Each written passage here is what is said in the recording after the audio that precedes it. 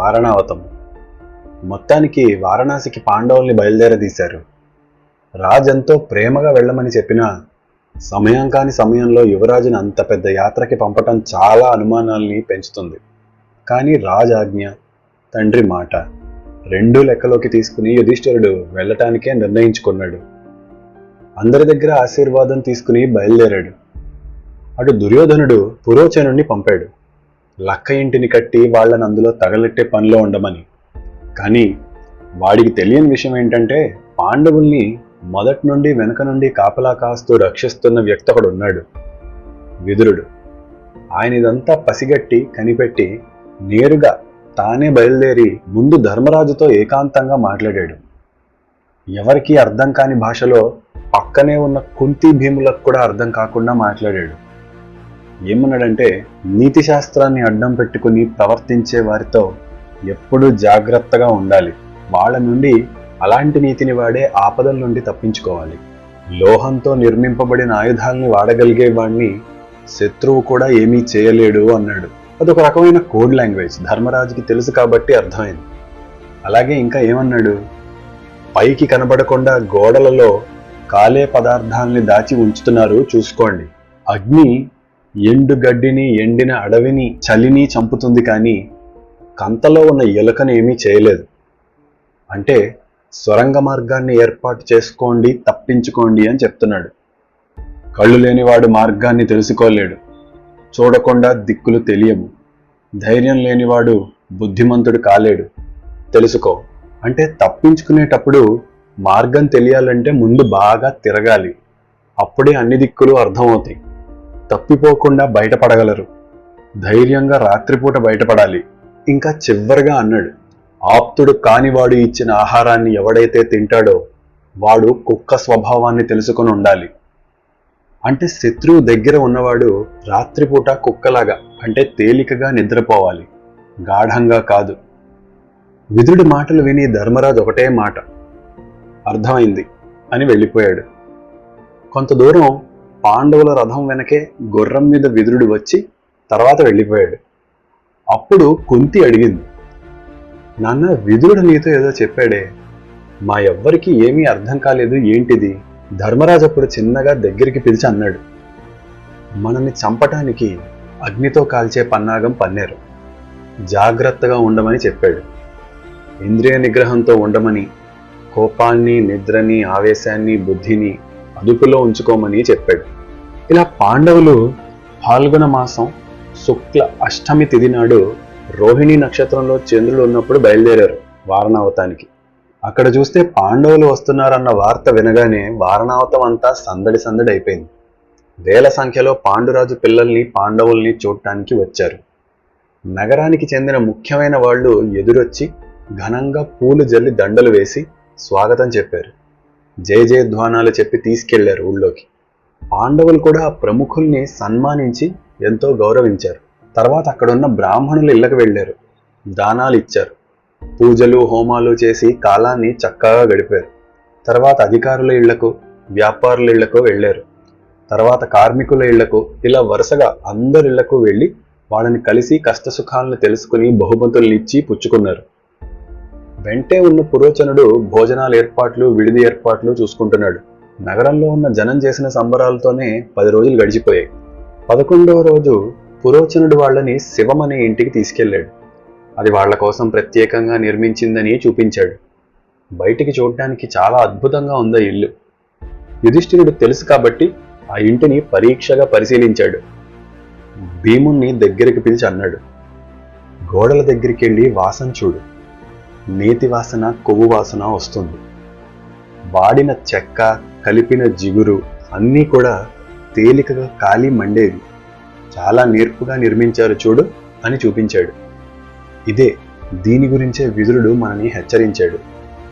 అప్పుడు భీముడు అన్నాడు, అన్నయ్య, ఇల్లు లాంటిది అని తెలిసినప్పుడు మనం వెళ్ళిపోవచ్చు కదా, ఇంకెందుకు ఆలస్యం అని అన్నాడు.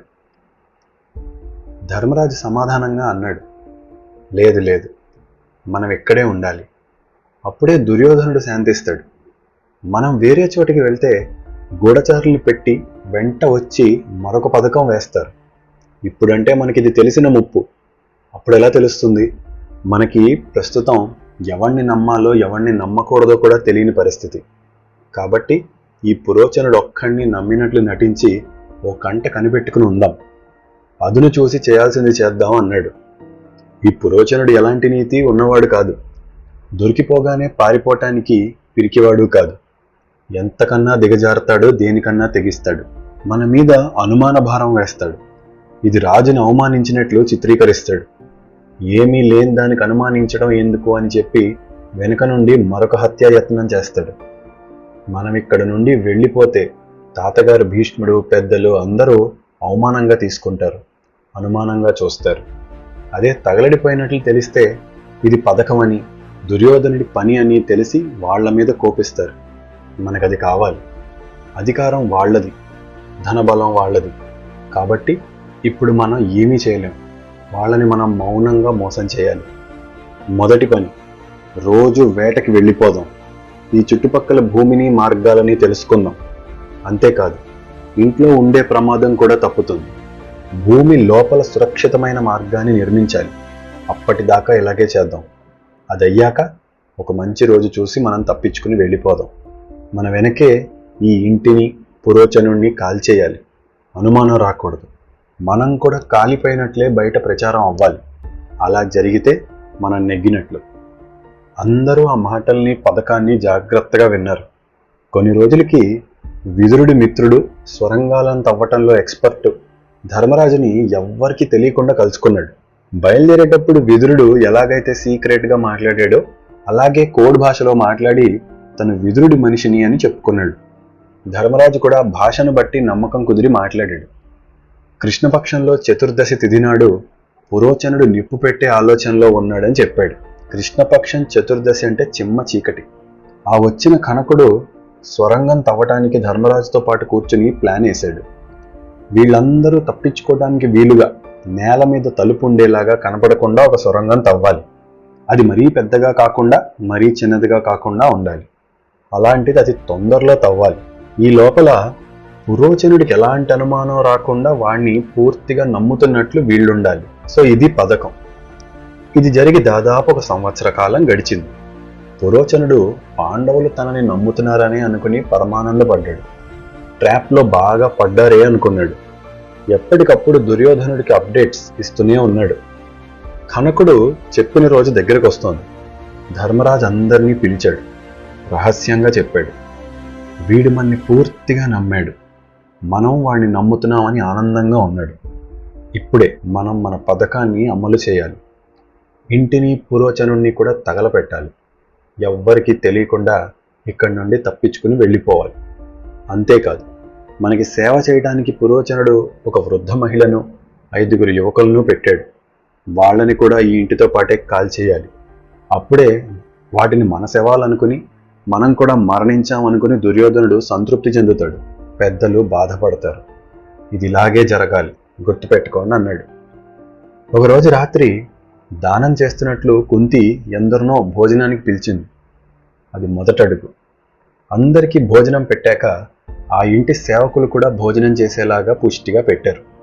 చేసి వాళ్ళు మత్తుగా తాగేసేలాగా ఆ ఇంట్లోనే ఏర్పాట్లు చేశారు. వాళ్ళు తాగి అక్కడే పడి నిద్రపోయారు. ఇది 2వ అడుగు. వెంటనే భీముడు తప్ప మిగతా పాండవులందరూ ఆ భూమిలోని స్వరంగంలోకి ప్రవేశించారు. భీముడు అందరూ వెళ్ళిపోయాక పురోచనుడు ఆ సేవకులు నిద్రించాక ఆ ఇంటికి నిప్పు పెట్టి అన్ని మార్గాలు మంటలతో నిండేదాకా చూసి అతి వేగంగా పరుగున ఆ స్వరంగంలోకి వెళ్ళిపోయాడు. ఇది 3వ అడుగు, ఆఖరి అడుగు. ఆ స్వరంగం నుండి అడవిలోకి వెళ్ళాలి. భీముడి పనంతా పూర్తి చేసుకుని వెళ్ళి చూసేసరికి కుంతే కాదు, అన్న తమ్ముళ్ళందరూ కూడా అడుగు తీసి అడుగు సరిగ్గా వేయలేకపోతున్నారు. స్వరంగంలో అంత బాగా గాలి ఆడదు, ఆక్సిజన్ సరిగ్గా ఉండదు. వాళ్ళు చాలాసేపే అక్కడుండి ఎదురు చూశారు. అంతేకాదు, అంత రాత్రి నిద్రలో ఉండాల్సిన వేళ వాళ్ళు అంత చిన్న సొరంగంలో హుషారుగా నడవలేకపోయారు. అది చూసిన భీముడికి భయం వేసింది, జాలి వేసింది. మనసులో కుటుంబం పట్ల ప్రేమ పొంగే ఏ వీరుడైనా త్యాగం చేసైనా కుటుంబాన్ని ఎలా కాపాడుకుంటాడో అదే చేశాడు. భీముడు ఒక ఆలోచన చేశాడు. అటువైపేమో కనకుడు స్వరంగం బయట ఎవ్వరికీ కనబడకుండా ఒక చెట్టు మీద నక్కి చూస్తున్నాడు. పాండవులు క్షేమంగా బయటపడితేనేగా పని సరిగ్గా అయినట్లు. అయితే చాలాసేపు అయింది, ఇంకా రాలేదు. ఏంటా అని మెల్లిగా దిగి ఆ స్వరంగం దగ్గరికి వెళ్ళి చూశాడు. అప్పుడు దూరంగా ఒక సింహం నిట్టూరుస్తున్నట్టు శబ్దం రావటం మొదలైంది. ఏ జంతువో దూరి చచ్చిందా ఏంటని కంగారు పడ్డాడు. అది దగ్గరికి వస్తోంది. కాగడా వెలుగులో ఒక విచిత్రమైన రూపం కనిపించింది. ఏదో రాక్షసుడా అన్నట్లు చూశాడు. హడలిపోయాడు. తీరా చూస్తే ఆశ్చర్యపోయాడు. భీముడు తల్లిని మెడలో, కవలల్ని తొడల మీద, ధర్మార్జునుల్ని చేతుల్లో పట్టుకుని ఒక్కడు సగం కూర్చున్న భంగిలో గోడ కుర్చీ వేస్తే నడిచినట్లు నడుస్తూ వస్తున్నాడు. ఆ చాలని సొరంగంలో చెమటలు కక్కుతూ మొహంలో ఎలాంటి నొప్పి అలసట తెలియకుండా వస్తున్నాడు. అతని చేతులు రాసుకుని రాతి గోడలు పగిలిపోతున్నాయి.